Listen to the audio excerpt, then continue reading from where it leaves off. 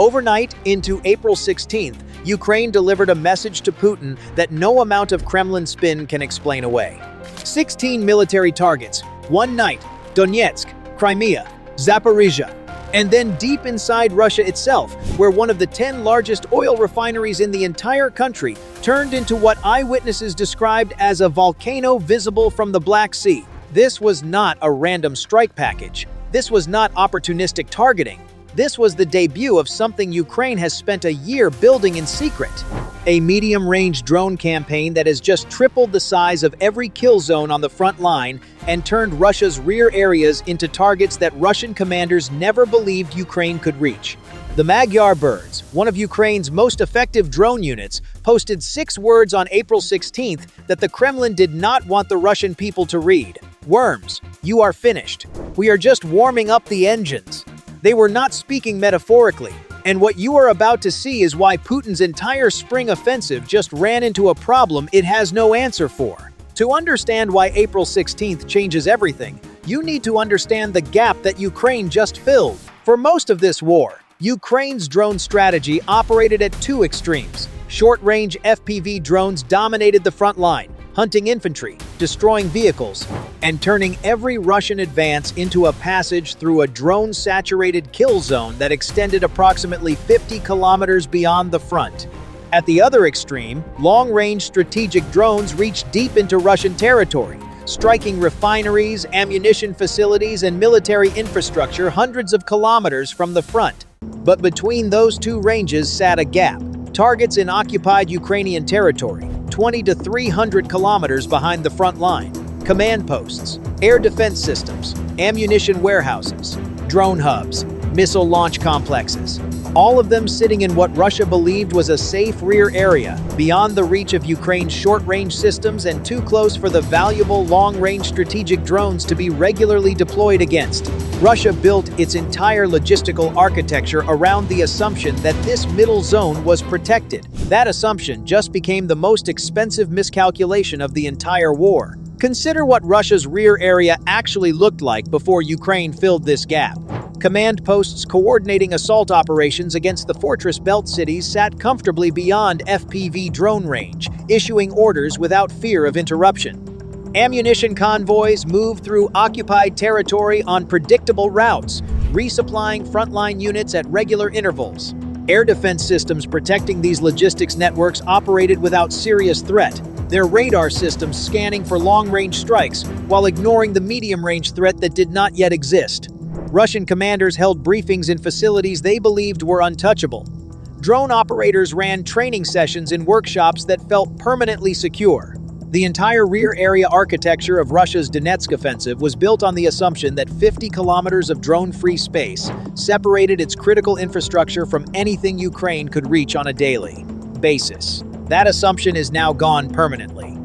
The Atlantic Council reports that Ukraine began a concerted effort to fill this gap in early 2025, developing a new generation of medium-range drones capable of hitting targets in the 20 to 300 kilometer range, cheaper than long-range strategic systems, more capable than frontline FPV drones, designed specifically for the targets Russia had been hiding in what it thought was safety. Between March 2025 and March 2026, Ukraine conducted 365 medium-range strikes, precisely 1 per day for an entire year. Half of those strikes targeted Russian air defense systems in the occupied regions, systematically dismantling the radar networks and missile batteries, protecting the infrastructure Ukraine needed to reach next. April 16th was not the beginning of this campaign. It was the moment the campaign reached its full operational capacity.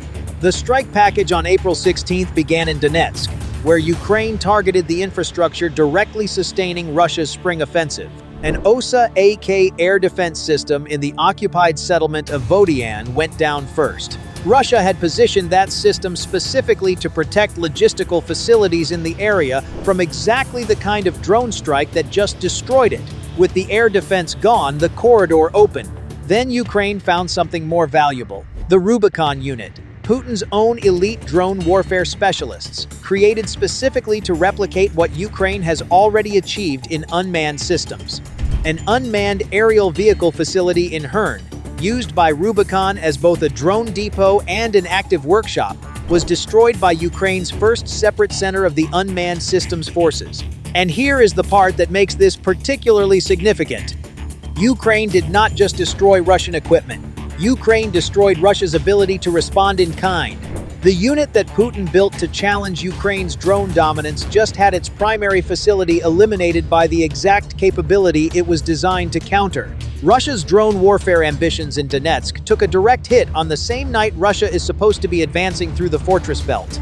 The footage shared by the Magyar Birds tells the rest of the story.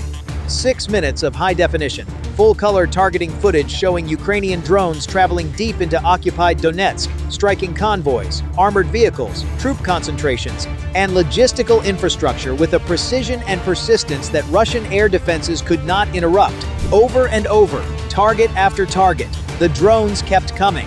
And Russia's air defenses, supposedly protecting these facilities, were nowhere to be seen, because Ukraine had already spent a year removing them. Ukraine's kill zone has just tripled in size. Early in 2025, Russian troops navigating toward Ukrainian defensive positions had to survive approximately 50 kilometers of drone-saturated territory before they could even begin their assault. Every vehicle, every infantry squad, every supply convoy moving through that zone was under continuous observation and constant threat.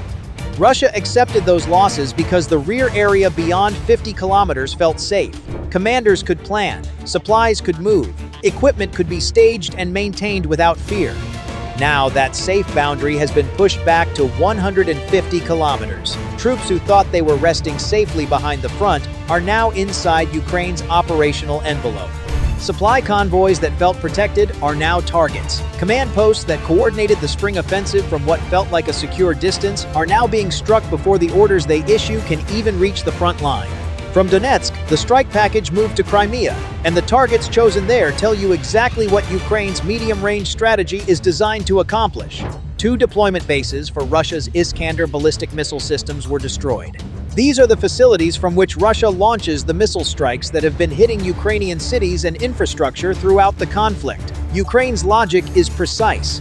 Intercepting Iskander missiles in flight requires expensive air defense missiles and produces dangerous debris. Destroying the bases before the missiles are ever loaded costs far less and eliminates the threat entirely. On April 15th, just 1 day before the main strike package, Ukraine had already demonstrated its improving ability to defeat Iskanders in flight, neutralizing 3 of them in under an hour. But Ukraine understands that destroying the launch infrastructure is more efficient than burning through interceptor stocks defending against missiles that should never have been fired. A Pantsir S-1 air defense system in Feodosia went down next. Every air defense system destroyed in Crimea opens another aerial corridor that Ukraine's drones can fly through to reach the next target. This is the systematic logic that has driven half of all Ukraine's medium-range strikes for the past year. Then the oil depots burned. Ukraine's 9th Battalion of the 414th Brigade targeted 2 fuel storage facilities at Hlyboki Yar and Oktyabrski. These are not random targets. Fuel is the lifeblood of Russia's mechanized offensive in Donetsk. Every tank, every armored vehicle, every logistics truck running supplies to the front requires a continuous fuel supply flowing from storage facilities exactly like the ones Ukraine just destroyed. Cut the fuel, slow the offensive, force Russia to divert resources from combat to logistics repair. An ammunition depot used by the Black Sea Fleet was also destroyed. A fleet that has already lost a third of its warships and been driven from its main Crimean port is now watching its remaining ammunition supply disappear. And then Ukraine reached into Russia itself. In Krasnodar Krai, near the settlement of Tuops, Ukraine's drones found the Rosneft oil refinery, one of the 10 largest refineries in all of Russia. A facility processing 12 million tons of oil products annually, responsible for up to 10% of Russia's total petroleum exports. Ukraine struck the fuel tanks. The regional governor offered the predictable explanation that drone debris caused the fires. The fires were visible from the Black Sea. A refinery that contributes 10% of Russia's petroleum exports does not ignite from debris. This strike completed a picture that has been forming across weeks of Ukrainian operations. Baltic Sea infrastructure burning, Crimean oil depots destroyed, now one of Russia's largest domestic refineries, producing a volcano visible from international waters. Ukraine is not just hitting military targets. Ukraine is methodically dismantling the energy infrastructure that funds Russia's war machine and fuels its military operations. Russia has nowhere left that feels safe from Ukraine's reach. The pattern that emerged across April 16th reveals the strategic intelligence behind Ukraine's target selection. Every air defense system destroyed opens a corridor. Every corridor enables a strike on the next layer of protected infrastructure. Every oil depot that burns reduces the fuel available for Russian mechanized operations. Every ammunition depot destroyed means Russian assault units arrive at the front with less firepower than they needed. Every drone facility eliminated reduces Russia's ability to contest Ukrainian aerial dominance. None of these strikes are isolated events. They are sequential moves in a campaign designed to progressively degrade every system Russia depends on to sustain its offensive. Ukraine is not just destroying targets. Ukraine is dismantling the entire operational architecture that makes Russian advances in Donetsk possible, one precision strike at a time, night after night, with no indication of stopping. Here is what April 16th means for America, and it is the dimension that most coverage fails to capture fully.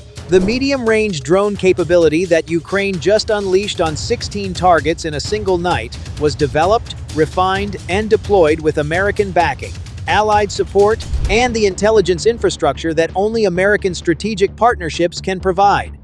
The Deep Strike Coordination Center that Robert Brovdy, commander of Ukraine's Unmanned Systems Forces, revealed following the April 16th operations exists because America helped Ukraine build the command and control architecture necessary to coordinate simultaneous strikes across multiple regions against multiple target categories in a single operational window. What often gets overlooked is this.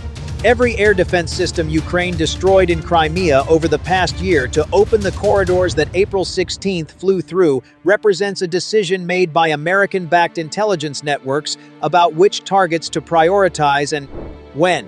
The systematic campaign that made April 16th possible was not improvised. It was planned, resourced, and executed with the kind of precision that only comes from years of American investment in Ukraine's strategic capabilities. Every American taxpayer who has supported Ukraine's defense should understand what their investment is producing right now in the occupied territories and inside Russia itself. 16 targets destroyed in one night. An elite Russian drone warfare unit's primary facility eliminated. 2 Iskander missile bases in Crimea removed from the operational equation. One of Russia's 10 largest oil refineries burning. This is what American commitment to Allied defense produces when it is sustained over years and backed by genuine strategic purpose. For the first time in this conflict, Ukraine has a drone capability for every range on the battlefield. Short-range FPV systems dominating the front line. Medium-range drones destroying Russia's rear area infrastructure. Long-range strategic systems reaching deep into Russian territory. 3 overlapping layers of drone coverage that together eliminate every safe zone Russia thought it had. Our men and women who trained Ukrainian forces, provided targeting intelligence, and ensured the technology reached the front lines are part of every one of those 16 burning targets. 16 targets, one night, Donetsk, Crimea, Zaporizhia, Krasnodar Krai. Russia's kill zones used to extend 50 kilometers from the front. Ukraine just tripled that range. The rear areas where Russian commanders staged their forces, stored their ammunition, parked their air defense systems, and stockpiled the fuel that moves their offensive forward are now inside Ukraine's operational envelope. Putin's spring offensive was designed around a rear area that Russia believed was protected. That protection has been systematically removed over the past year. And April 16th was the night Ukraine showed Russia exactly what that means in practice. 6 straight weeks of declining approval ratings for Putin inside Russia, recorded by Russian state-owned polling agencies that massage their numbers to show the best possible picture for the Kremlin. After April 16th, those numbers are not going to recover. For 4 years, Putin told the Russian people this war was winnable, manageable, and worth the sacrifice. Ukraine just demonstrated that no part of Russia's military infrastructure, from the front line to the refineries inside Russia itself, is safe from what Ukraine has built. Is Russia's spring offensive already collapsing under the weight of an opponent that just tripled the size of every kill zone on the battlefield? Or does Putin have one more strategic move that changes what April 16th started? Drop your answer below. I read every single comment. If you want daily coverage that does not sugarcoat what is actually happening, hit subscribe and turn on notifications. I post every single day, and I am not stopping.